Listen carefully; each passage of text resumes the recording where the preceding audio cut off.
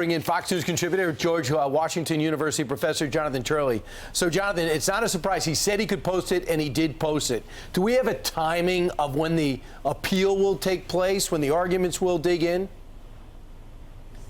No, we don't have a clear idea, but this clears the way for the court to finally look at what many of us view as an obscene judgment. I mean, this number was pulled out of nowhere. When you drill down on the order, there's really nothing there. I mean, the court basically makes a series of assumptions, in my view, speculations about how much he might have saved.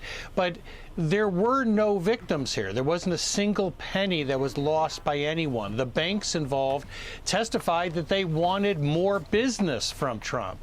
So to come up with this astronomical figure really shocks the conscience. Now, on appeal, he's going to have trouble with this New York law. It is unique. It doesn't require victims. It doesn't require losses.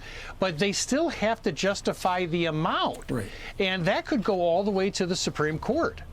Yeah, so you're saying the judge will have to justify why he was posting a bond or asking for a bond of $454 million? Right. I mean, there's no justification, in my view, in the order. So that's going to go up, and these judges are going to have to look at it.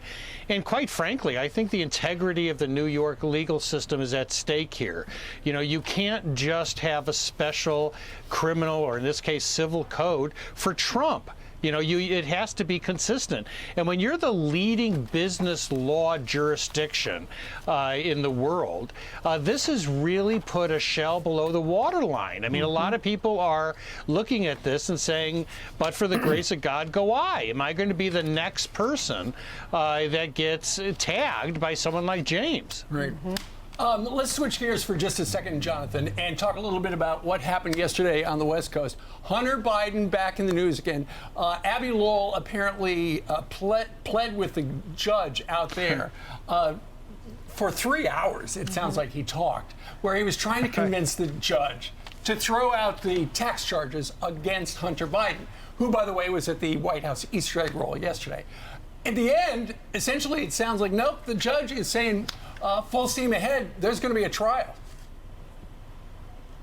Well, this is really stinging. I mean, the court said, you didn't give me anything. I was looking for something called evidence. And instead, you gave me a series of press clippings and said that I should toss this whole thing out. He said, I don't do that. I'm a court. You know, you've got to show me something that is legally credible. You didn't.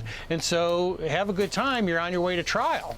So, Jonathan, do you get the sense, and this is what the judge said in that motion, the motion is remarkable, that it fails to include a single declaration, exhibit, or request for judicial notice. Instead, defendants cites portions of various internet news sources, social media posts, and legal blogs. These citations, however, are not evidence. So I guess my question is, do you get the sense that there was no preparation because they thought that they were going to get the sweetheart deal?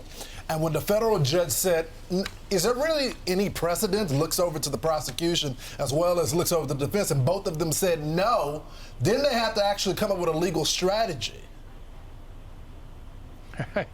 Well, there is an element of improvisation that you see in these filings, which is quite disturbing. There was no way that this was getting thrown out.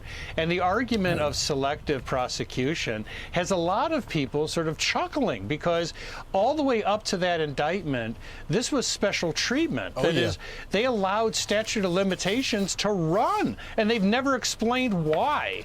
Even after this plea agreement fell apart, the U.S. Attorney, the Department of Justice said, we were trying to resurrect it. It was the Hunter Biden people that were not playing, ball.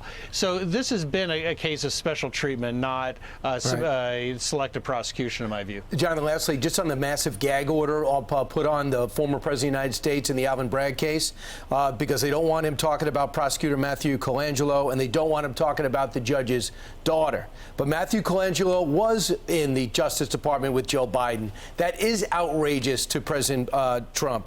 Also, the fact is, the judge's daughter is a activist who works for Kamala Harris, and there was some dispute on whether she did have a picture up on a website with Donald Trump behind bars. That, to me, is something that if I'm Donald Trump, I'm a little concerned about, that the judge has a daughter who feels this way.